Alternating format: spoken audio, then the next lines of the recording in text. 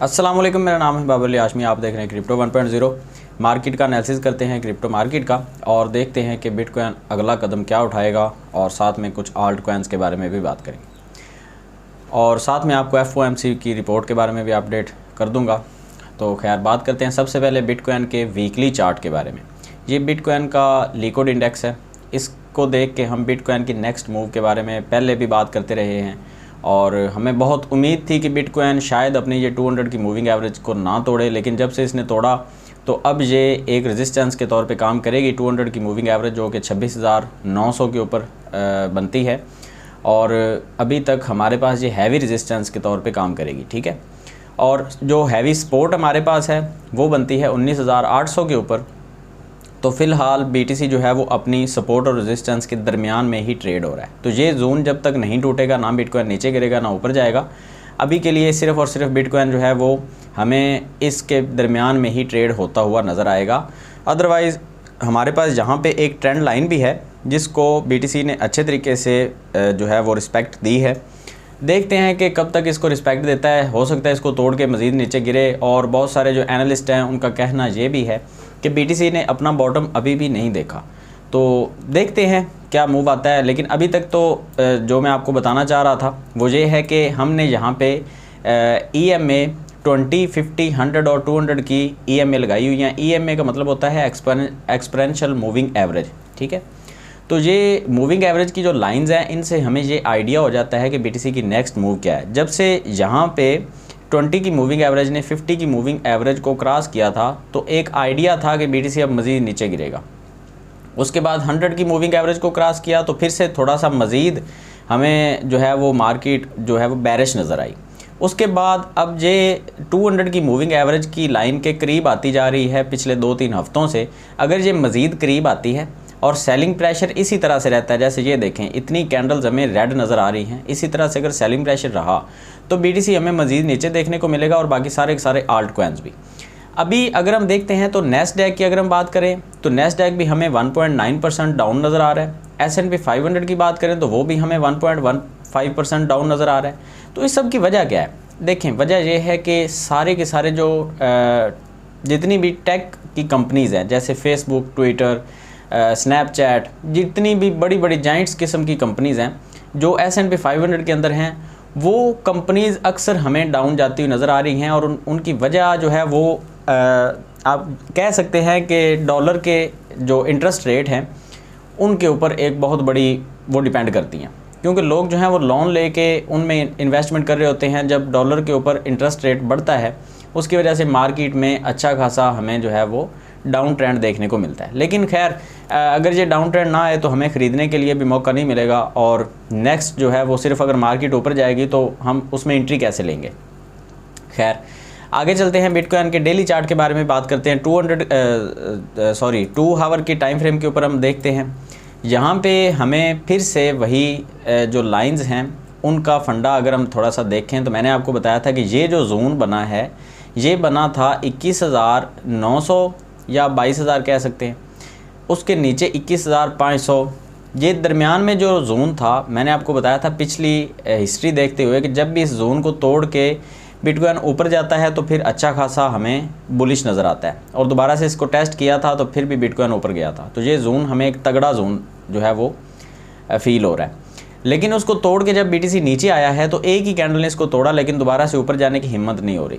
उसकी वजह क्या है कि अभी सबसे पहले जो रेजिस्टेंस बनी हुई है वो है 20 की मूविंग एवरेज। यहाँ पे आप देख सकते हैं रेड लाइन जो है, ठीक है।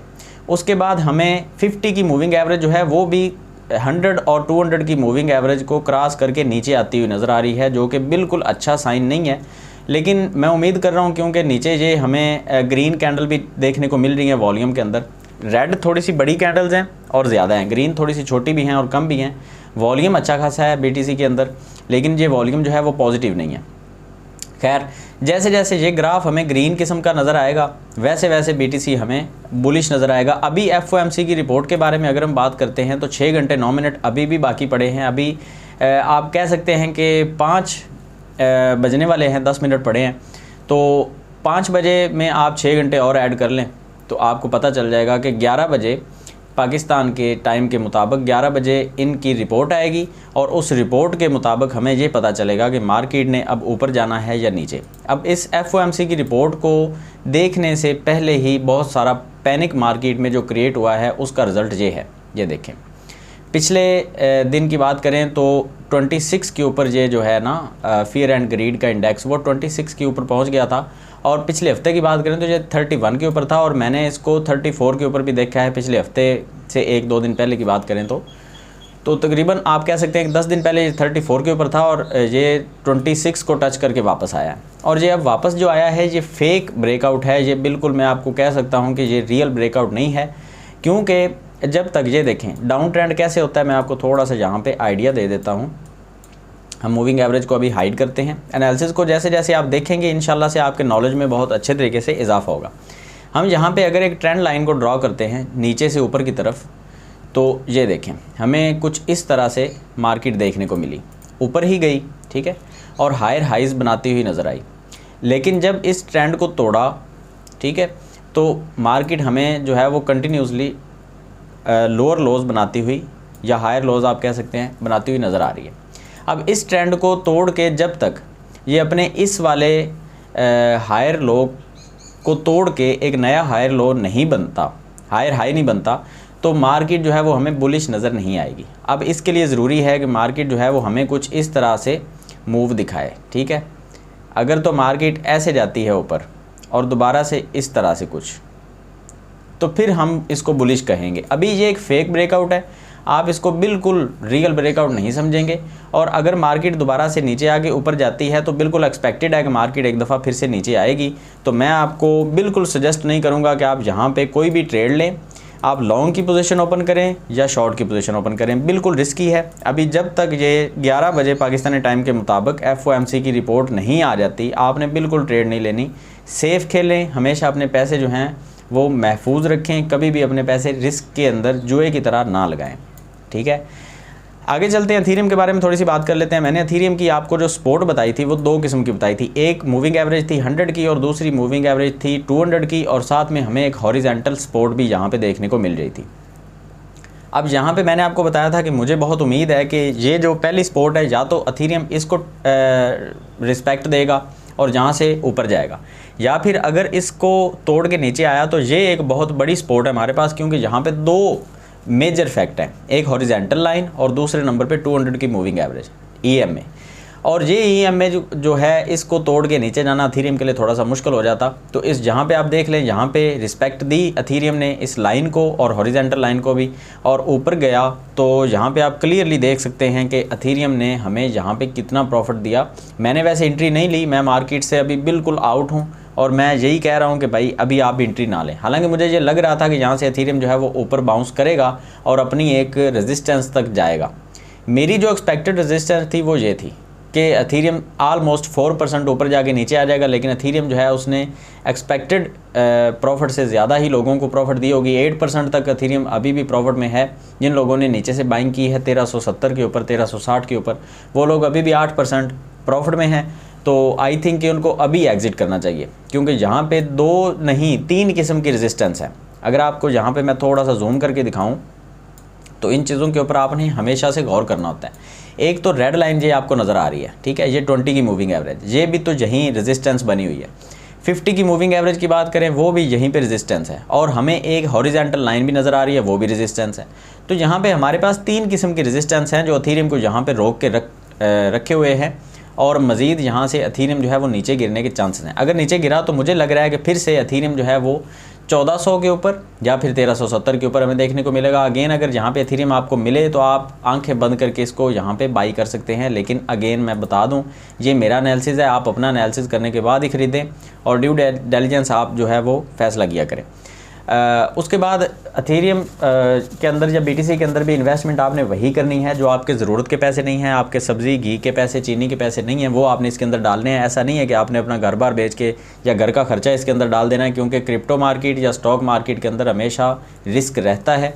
और आप कह सकते हैं कि यहाँ पे 60 to 70% आपका पैसा जो है वो हमेशा रिस्क के ऊपर होता है। अगर आप स्टॉप लॉस लगा भी लेते हैं, पैसा फिर भी आपका रिस्क में है, तो कोशिश करें कि यहाँ से आप जो है वो सिर्फ़ और सिर्फ यहाँ पे आप वो पैसा फंसाया करें जो आपके ज़रूरत के पैसे नहीं हैं, एक्स्ट्रा हैं आपके पैसे, ठीक है। मैटिक की थोड़ी सी बात करते हैं। मैंने मैटिक की आपको जो सपोर्ट बताई थी वो 0.70 बताई थी। मैटिक थोड़ा सा वहाँ से ऊपर से ही जो है उसने बाउंस करना शुरू कर दिया, तो हमारी सपोर्ट को मैटिक ने टच नहीं किया। अगर करता तो शायद मैं यहाँ पे थोड़ी बहुत एंट्री लेता, क्योंकि जो एक छोटा कॉइन है तो मैं यहाँ पे 100, 200, 300 डॉलर तक का इन्वेस्टमेंट शायद करता, लेकिन मैटिक हमारी एक्सपेक्टेड सपोर्ट तक नहीं पहुँचा और ऊपर से ही मैटिक ने वापसी शुरू कर दी। अगर देखें तो मैटिक ने हमें आई थिंक के अथीरियम की तरह का ही 10-11% तकरीबन प्रॉफिट जो है वो दिखाया है। इससे भी ऊपर गया था 13% तक, लेकिन जैसा कि मैं आपको यहाँ पे दिखाना चाहूँगा अगेन कि ये देखें 50 की मूविंग एवरेज की लाइन ने रेजिस्टेंस बनाई और एक कैंडल जो है वो वहाँ पे क्लोज हुई। दूसरी कैंडल की भी जरूरत नहीं हो रही कि इसको तोड़ के ऊपर चली जाए। अगर तोड़ेगी तो इंशाल्लाह से हमें मैटिक जो है वो 0.88 के ऊपर देखने को मिलेगा, लेकिन तब तक FOMC की रिपोर्ट आ जाएगी। पता नहीं वो रिपोर्ट के अंदर क्या होगा। अगर तो वो रिपोर्ट नेगेटिव हुई तो ये मैटिक भी हमें आई थिंक, मेरा जो आइडिया है, ये 0.53 के ऊपर हमें मैटिक देखने को मिलेगा। और ये 2 नहीं, ये 3 किस्म की, ये देखें एक 100 की मूविंग एवरेज की लाइन है, एज अ सपोर्ट काम करेगी। उसके बाद एज अ सपोर्ट हमें एक हॉरिजॉन्टल लाइन मिल रही है, वो काम करेगी। फिर हमें एक 200 की मूविंग एवरेज की लाइन जो है वो एज अ सपोर्ट काम करती हुई नज़र आएगी, लेकिन ये तीनों टूटेंगी और आई थिंक के मैटिक जो है वो हमें 0.53 के ऊपर देखने को मिलेगा, अगर रिपोर्ट जो है वो हमारे अगेंस्ट चली गई तो।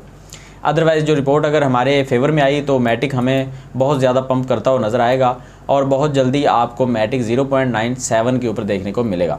और हमें यहाँ पे प्रॉफिट कितना बनेगा हमारा, अगर हम यहाँ पे एंट्री लेते हैं, क्योंकि एक्सपोर्ट के ऊपर मैटिक है, हम यहाँ पे एंट्री लेते हैं तो हमारा जो फर्स्ट एग्जिट टारगेट है वो 10% का होगा और जो सेकंड है वो 21% का होगा। तो यहाँ पे अच्छी खासी प्रॉफिट आप मैटिक से भी ले सकते हैं। मैटिक एक अच्छा प्रोजेक्ट है, यहाँ पे आप एंट्री लिया करें और यहाँ पे प्रॉफिट आप अर्न किया करें, ठीक है।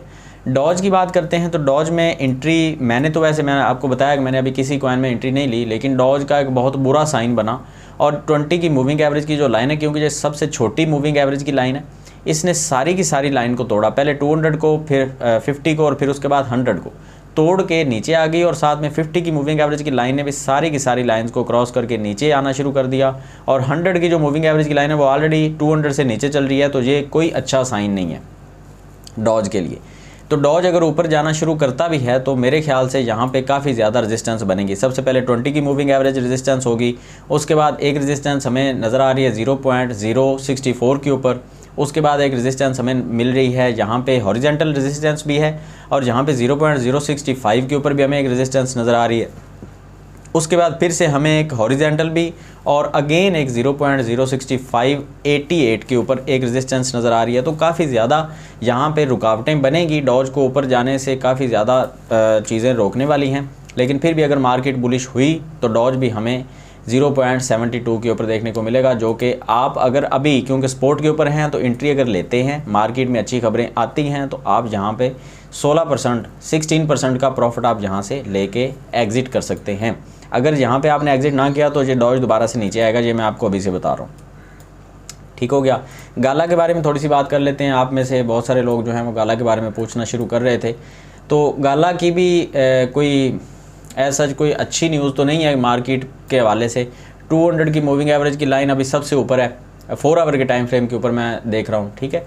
और 20 की मूविंग एवरेज की लाइन जो है वो सबको क्रॉस करके नीचे आ चुकी है और पहले रेजिस्टेंस ये बनेगी, उसके बाद फिर 50 की मूविंग एवरेज, उसके बाद 100 की मूविंग एवरेज की लाइन, उसके बाद हमें यहाँ पे हॉरिजॉन्टल जो है रेजिस्टेंस ये सबसे तगड़ी किस्म की देखने को मिलेगी। 0.054 के ऊपर हमें एक तगड़ी रेजिस्टेंस देखने को मिलेगी और उसके बाद शायद अगर मार्केट में अच्छी खबरें आती हैं तो गाला इसको तोड़ के नेक्स्ट अपनी रेजिस्टेंस की तरफ जाएगा। और वो जो अगर इन सब रेजिस्टेंस को तोड़ देता है गाला, तो अगर आप यहाँ पे एंट्री लेते हैं तो आपकी जो प्रॉफिट बनेगी वो 44% बन सकती है। लेकिन फिर भी आप मोहतात अंदाजे के मुताबिक चलें तो 16% गाला भी आपको प्रॉफिट दे सकता है, अगर ये अपनी मूविंग एवरेज की लाइन को रिस्पेक्ट ना दे और ऊपर जाने की कोशिश करे तो गाला भी हमें यहाँ पे 16.6% की प्रॉफिट दे के एग्ज़िट कर सकता है।